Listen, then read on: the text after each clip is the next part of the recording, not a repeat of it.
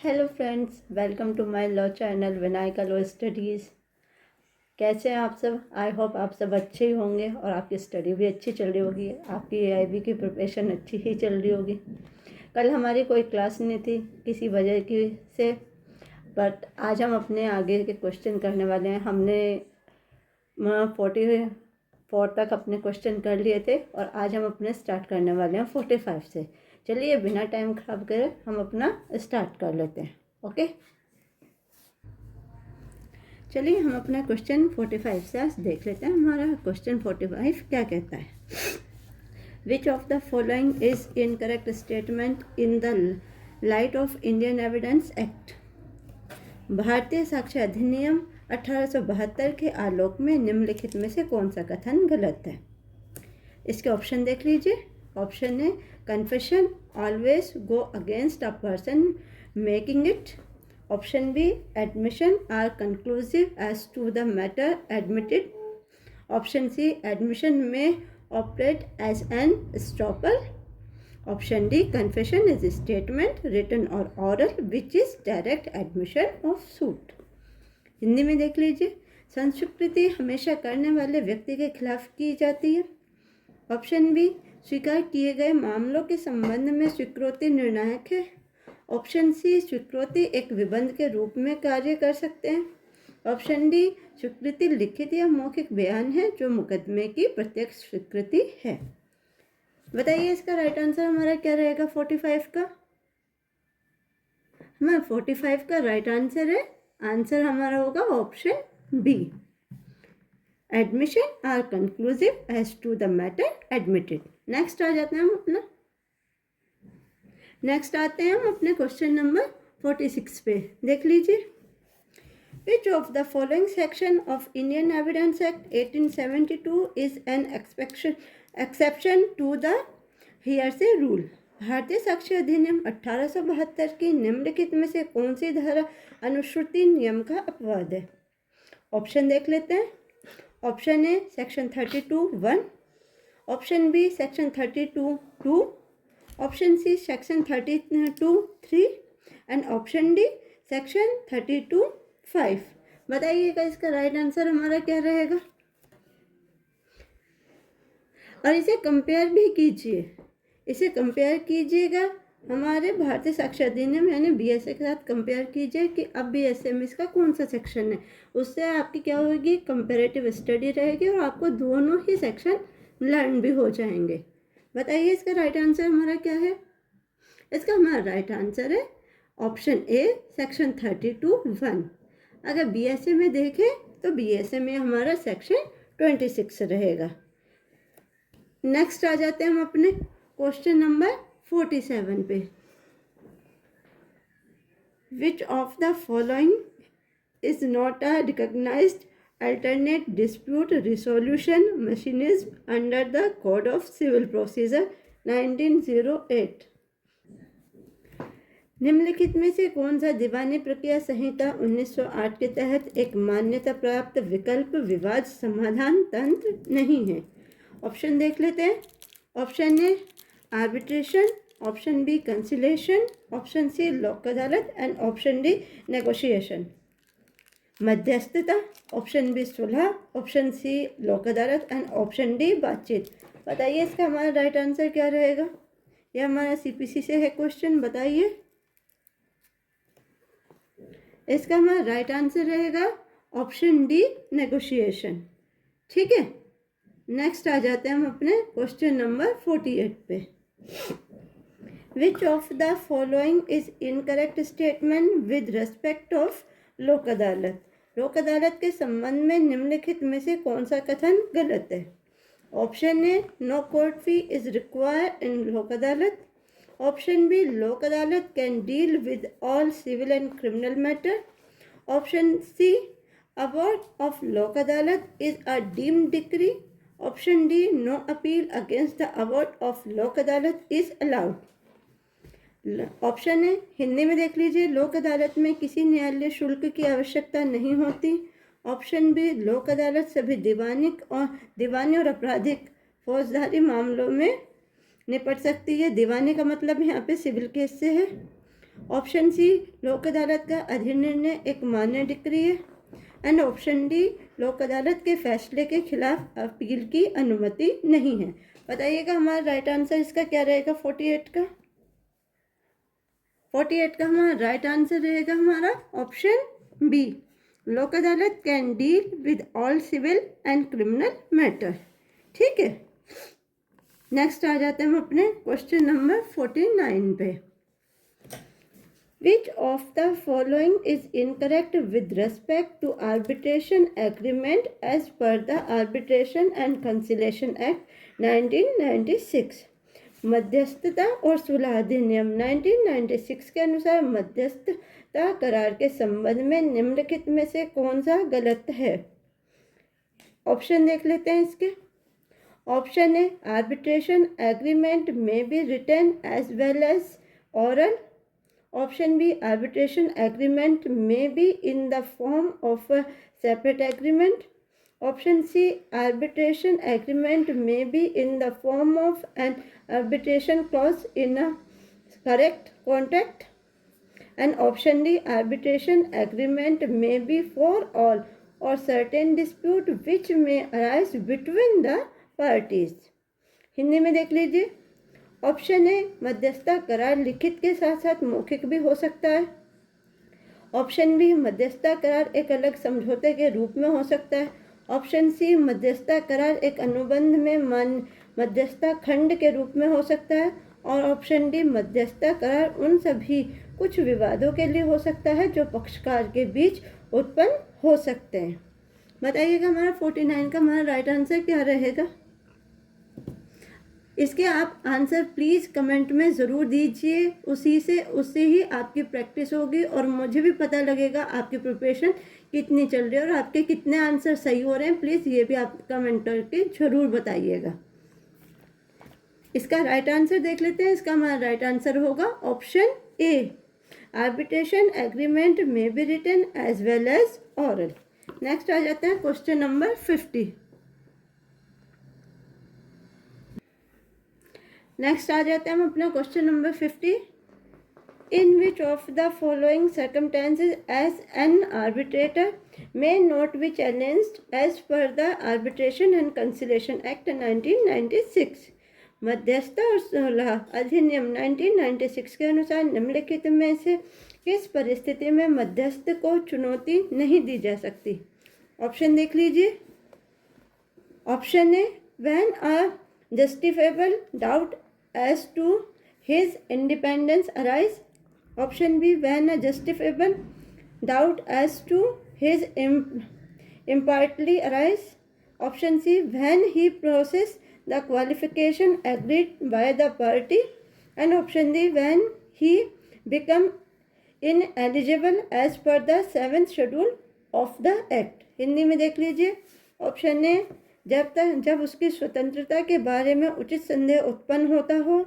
Option B, जब उसकी निष्पक्षता के बारे में उचित संदेह उत्पन्न होता हो। ऑप्शन सी, जब उसके पास पक्षकार द्वारा सहमत योग्यताएं हों। एंड ऑप्शन डी, जब वह अधिनियम की 7वीं अनुसूची के अनुसार अपात्र हो जाए। बताइए 50 का आंसर क्या रहेगा,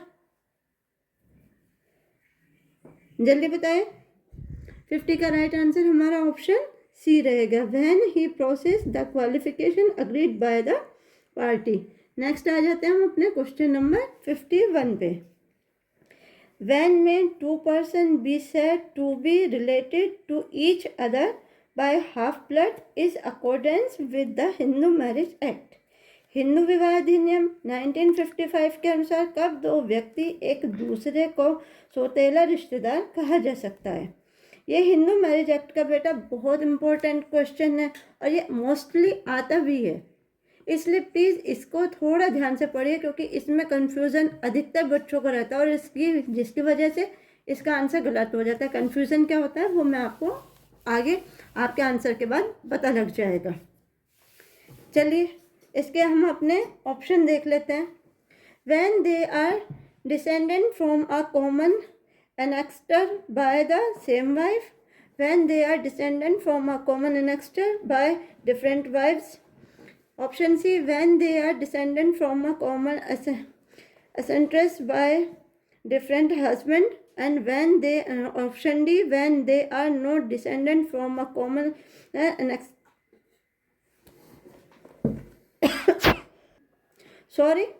कॉमन एनेक्स्टर एट ऑल। बताइए इसका राइट आंसर हमारा क्या रहेगा। कि दो क्वेश्चन फिर से देख लीजिए। 19 हिंदू विवाह अधिनियम 1955 के अनुसार कब दो व्यक्ति एक दूसरे का सौतेला रिश्तेदार कहा जा सकता है। हिंदी में इसके ऑप्शन देख लीजिए। जब वे एक ही पूर्वज की एक ही पत्नी के वंशज हों। ऑप्शन बी, जब वे एक ही पूर्वज की अलग अलग पत्नियों के वंशज हों। ऑप्शन सी, जब वे एक ही पूर्वज के अलग अलग पतियों की संतान हों। और ऑप्शन डी, जब वे समान पूर्वज के वंशज नहीं हों। बताइए इसका राइट आंसर हमारा क्या रहेगा।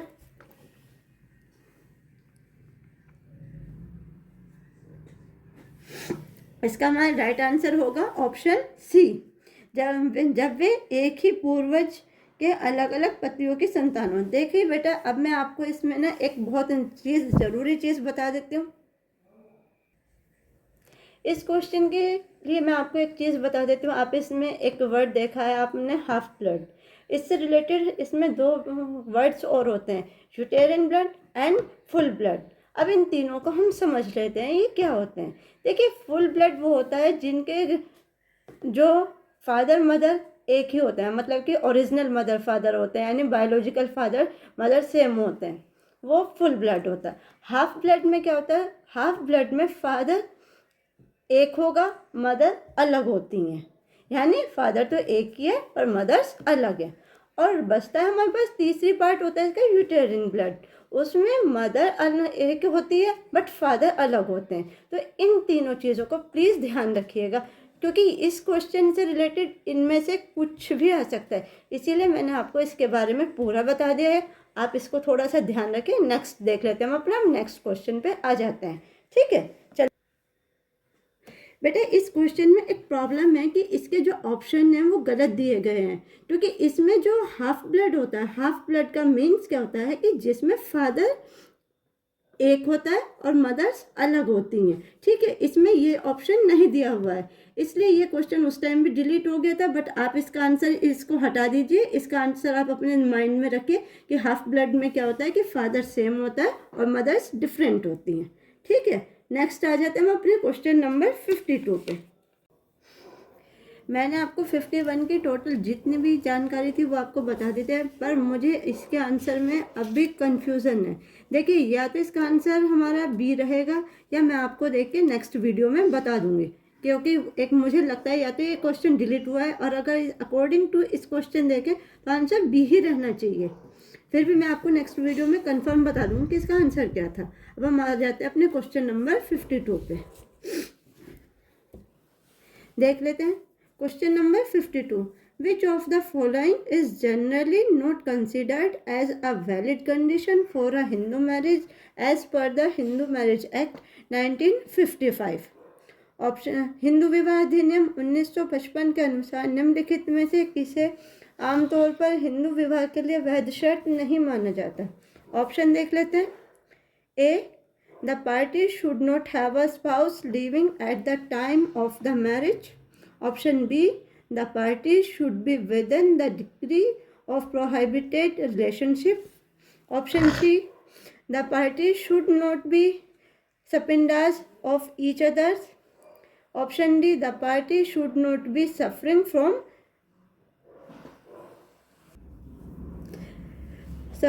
the leprosy. ठीक है, इसके आंसर हिंदी में देख लीजिए। विवाह के समय पक्षकारों का कोई जीवन साथी जीवित नहीं होना चाहिए। ऑप्शन बी, पक्षकारों को प्रतिष्ठित रिश्ते की कोटि के भीतर होना चाहिए। ऑप्शन सी, पक्षकारों को एक दूसरे का सपिंड नहीं होना चाहिए। एंड ऑप्शन डी, पक्षकारों को मिर्गी से पीड़ित नहीं होना चाहिए। बताइए इसका हमारा राइट आंसर क्या रहेगा। इसका हमारा राइट आंसर रहेगा ऑप्शन डी। ठीक है, नेक्स्ट आ जाते हैं हम अपना क्वेश्चन नंबर 53 पे। Section 13(1) of the Hindu Marriage act 1955 provides for the following. Number 1, grounds for restitution of cognizant right. Option B, नहीं, ऑप्शन नहीं है, ये पॉइंट है। Point number 2 grounds for the judicial separation and number 3 ground for divorce. आपको बताना है। इसका question Hindi में भी देख लेते हैं। हिंदू विवाह अधिनियम 1955 की धारा 13 एक निम्नलिखित प्रावधान करती है। नंबर 1 दाम्पत्य अधिकारों की बहाली के आधार पर। नंबर 2 न्यायिक पृथक्करण के आधार पर। नंबर 3 तलाक के आधार पर। बताइएगा आप इसका राइट आंसर क्या रहेगा। ऑप्शन देख लीजिए। Option A 1 and 2, option B 2 and 3, option C 3 and 1 and option D only 3। बताइए इसका राइट आंसर क्या रहेगा हमारा क्वेश्चन नंबर 53 का। इसका हमारा राइट आंसर रहेगा हमारा ऑप्शन बी, यानी 2 एंड 3। ठीक है, नेक्स्ट आ जाते हैं हम अपने क्वेश्चन नंबर 54 पे। What is the meaning of the बातिल मैरिज इन मुस्लिम लॉ। मुस्लिम विधि में बातिल विवाह का क्या अर्थ है। ऑप्शन देख ले जितने हैं। Valid marriage, option B void marriage, option C voidable marriage, option D irregular marriage. Hindi में देख लीजिए। ए वैध विवाह, बी शून्य विवाह, सी शून्य करने विवाह एंड डी अनियमित विवाह। बताइए बातिल मैरिज कौन सी होती है मुस्लिम लॉ में। इसका हमारा राइट आंसर रहेगा हमारा ऑप्शन बी वॉइड मैरिज। ठीक है, नेक्स्ट आ जाइए क्वेश्चन नंबर 55 पे। What is a contract of marriage विच में B dissolved by the wife under her power, delegate or to her called under the Muslim law। विवाह का बंध जिसे पत्नी द्वारा उसे सौंपे गए आधार के तहत भंग किया जा सकता है को मुस्लिम विधि के तहत क्या कहा जाता है। इसके ऑप्शन देख लेते हैं हम। तलाक उस सुन्नत, ऑप्शन बी तलाक उल बिद्दत, ऑप्शन सी तलाक तहवीज़ एंड ऑप्शन डी तलाक हसन। बताइए हमारा 55 का राइट आंसर क्या होगा। आंसर प्लीज़ कमेंट में ज़रूर मेंशन कीजिए कि आपके कितने आंसर ठीक हो रहे हैं, ये भी बताइए। इसका हमारा आंसर रहेगा ऑप्शन सी तलाक तहवीज़। ठीक है, नेक्स्ट आ जाते हैं हम अपने क्वेश्चन नंबर 56 पे। A Hindu boy and a Hindu girl may be married under the following law। निम्नलिखित में से किस अधिनियम के तहत एक हिंदू लड़का और हिंदू लड़की शादी कर सकते हैं। Number 1 Hindu Marriage act 1955, number 2 the special marriage act 1954, यानी हिंदू विवाह अधिनियम 1955 और विशेष विवाह अधिनियम 1954। ऑप्शन देख लेते हैं। Only 1 is correct, option B only 2 is correct, option C both 1 and 2 are correct and option D neither 1 और नॉर 2 इज करेक्ट। बताइए इसका राइट आंसर हमारा क्या रहेगा। इसका हमारा राइट आंसर रहेगा option C 1 and 2 both are correct. ठीक है, नेक्स्ट आ जाइए हम अपने क्वेश्चन 55 पे। दो which of the following amendment act the right in the conspiracy property is made available to a girl child as well. निम्नलिखित में से किस संशोधन अधिनियम द्वारा बालिका को भी शहादत की संपत्ति में अधिकार उपलब्ध कराया गया था। 57 क्वेश्चन को देख लीजिए। ये खैर गर्ल्स चाइल्ड के लिए बहुत इम्पोर्टेंट है, क्योंकि इस समय में इस क्वेश्चन में बताया गया कि गर्ल्स चाइल्ड को कब उनके फादर की प्रॉपर्टी में राइट दिया गया था, यानी उनका भी उत्तराधिकारी उन्हें भी बनाया गया था। इस क्वेश्चन का आंसर दीजिए कि 57 का हमारा राइट आंसर क्या रहेगा। 57 का हमारा आंसर रहेगा C the Hindu succession amendment act 2005। Next आ जाते हैं हम अपने क्वेश्चन नंबर 58 पे। What should be the age difference between the adoptive father and his adopted daughter for a valid adoption. वैध दत्तक ग्रहण के लिए दत्तक पिता और उसकी दत्तक पुत्री के बीच आयु का अंतर कितना होना चाहिए। Option A 15 years, option B 18 years, option C 21 years and option D no specific age difference required. यानी 15 वर्ष, 18 वर्ष, 21 वर्ष या डी कोई विशिष्ट आयु अंतर आवश्यक नहीं है। बताइए 58 का हमारा राइट आंसर क्या रहेगा? 58 का हमारा राइट आंसर रहेगा हमारा ऑप्शन सी 21 ईयर्स। यानी अगर कोई भी फादर यानी कोई मेल किसी फीमेल गर्ल चाइल्ड को अडॉप्ट करना चाहता है तो दोनों की एज में कम से कम 21 ईयर्स का डिफरेंस होना जरूरी है। ठीक है, नेक्स्ट आ जाते हैं हम अपने क्वेश्चन नंबर 59 पे। Which of the following case may be considered as the first reported case of PIL in India? निम्नलिखित में से किस मामले को भारत में जनहित याचिका का पहला दर्ज मामला माना जाता है?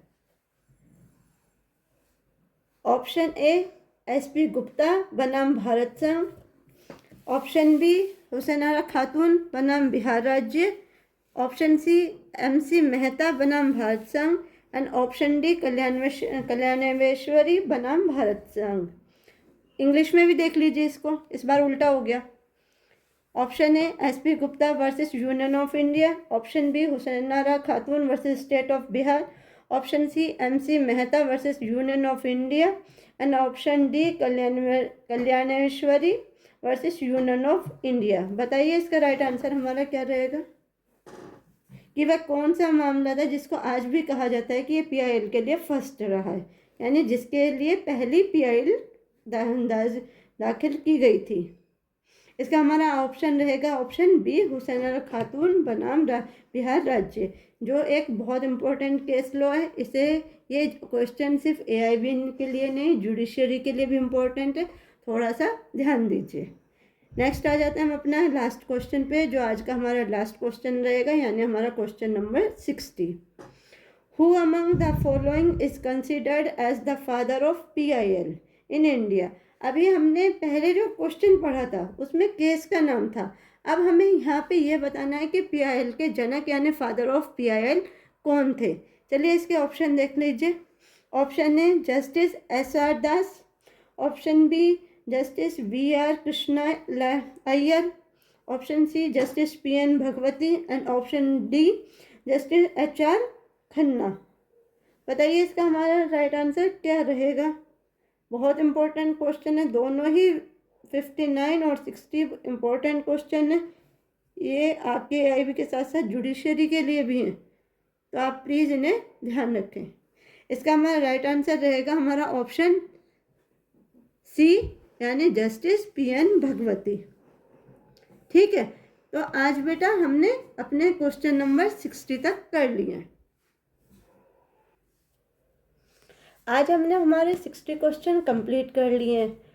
अब हम आगे के सेशन में नेक्स्ट क्लास में अपने आगे के क्वेश्चन भी कंप्लीट कर लेते हैं, क्योंकि हमें जल्दी जल्दी 18 और 19 का पेपर सॉल्व करना है और उसके बाद हमें अपने आगे के AIB से रिलेटेड सब्जेक्ट के क्वेश्चन लगाने हैं ताकि आपको हेल्प हो सके। एक चीज़ मैं आपसे ज़रूर कहूँगी कि देखिए इन क्लासेस को थोड़ा ध्यान से देखिएगा और आने वाली क्लास आपके लिए बहुत इम्पोर्टेंट होने वाली है, क्योंकि जो क्वेश्चन आपको कहीं नहीं मिलते और AIB में आते हैं वो सारे क्वेश्चन आपको यहाँ से मिलेंगे, और सिर्फ क्वेश्चन ही नहीं होंगे विद एक्सप्लेनेशन। इन क्वेश्चन को तो मैं इसलिए जल्दी करा रही हूँ क्योंकि देखिए आप लोगों का टाइम सेव होना चाहिए। हमारे जितने जल्दी क्वेश्चन पेपर कंप्लीट होंगे हम उतना ही आगे फोकस कर पाएंगे। ठीक है, और एक दिन मैंने आपसे कहा था कि आपके लिए एक सरप्राइज़ है, आज मैं आपको उसके बारे में भी थोड़ा सा बता देती हूँ। आपके कुछ माइनर लॉज हैं जो ना तो आप उनका डायरेक्ट लेते और ना ही उनके क्वेश्चन ज़्यादा लगाते। बहुत से बच्चों का ये रहता है कि हमने तो पढ़ा ही नहीं। अगर मेरे पास बच्चों के कमेंट अच्छे आते हैं और बच्चों की ज़रूरत है कि उन्हें अपने माइनर लॉ के भी वो सब्जेक्ट पढ़ने हैं, तो प्लीज़ अगर आप लोगों के कमेंट आते हैं तो मैं आपको माइनर लॉ की एक दिन में ही क्लास करा दूँगी, जिसका आपको सिर्फ उसकी एक ही क्लास आपके लिए काफ़ी रहेगी, क्योंकि वो सिर्फ आपके लिए एक लेक्चर नहीं होगा, उसमें आपके MCQs भी होंगे, उसमें आपके लेक्चर भी होंगे और आपके डेफिनेशंस, आपके सेक्शन सब कुछ क्लियर होगा। बट ये क्लास मैं आपके लिए तभी प्रिपेयर करूँगी जब आप मुझे कमेंट में यस टाइप करेंगे और बताएंगे कि आपको इसकी नीड है या नहीं। ठीक है, तो मुझे आपके कमेंट का इंतज़ार रहेगा। आज के लिए बस इतना ही। Okay, thank you so much and bye.